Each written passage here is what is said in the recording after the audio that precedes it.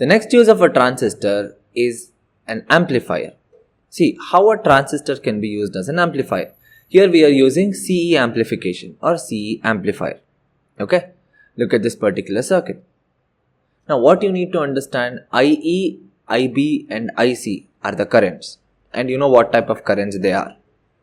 And you also know that IE is equal to IB plus IC, correct?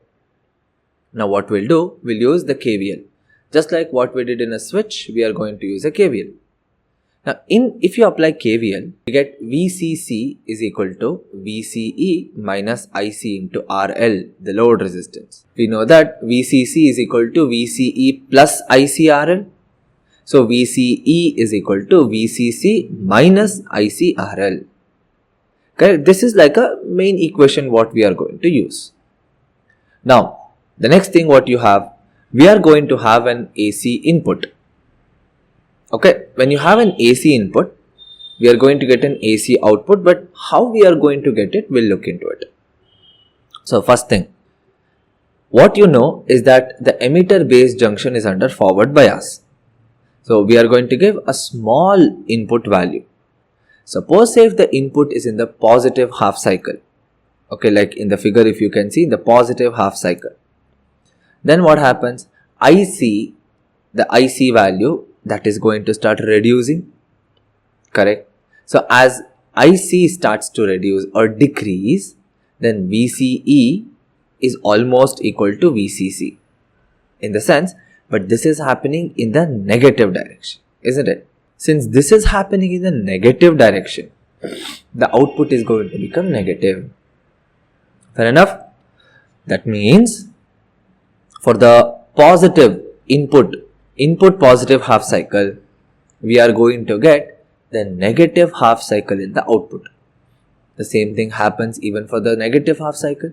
Suppose if the input is the negative half cycle, then the output is going to be a positive half cycle. Correct? This is what we are going to get. That means you understood how the input and output are. There is a phase difference of 180 degree. Okay, so phase difference is 180 degree. Suppose if Vi is the input voltage. Okay, now V is equal to IR according to Ohm's law, correct? But in this case, we'll have Vi is equal to delta IB into Ri. Okay, Ri is the input resistance. Now there is a parameter called as current gain. Now current gain is beta is equal to delta IC by delta IB, or delta IC is equal to beta into delta IB. Alright, so this basically is the current gain.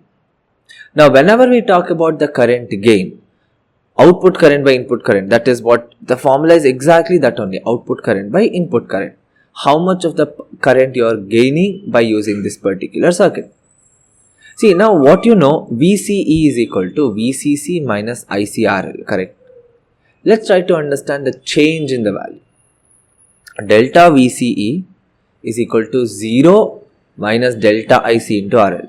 Now we get that 0 because VCC is always constant, right? That's why what's gonna happen? This value VCC, delta VCC will become 0. The change, there is no change. That's why we get delta VCE is equal to minus delta IC into RL. What is delta IC? Beta into delta IB, correct? Just now we did this.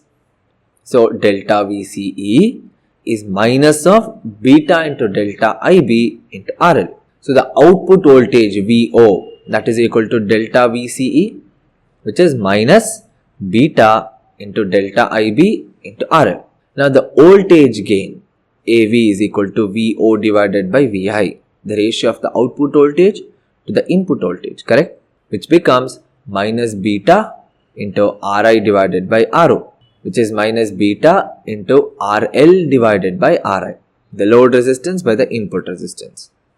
Okay, this is going to give you the voltage gain. Next you have power gain, because any circuit has power. So the power gain is given by the output power by input power, correct? Which is delta PO divided by delta PI, which becomes beta square into RO divided by Ri.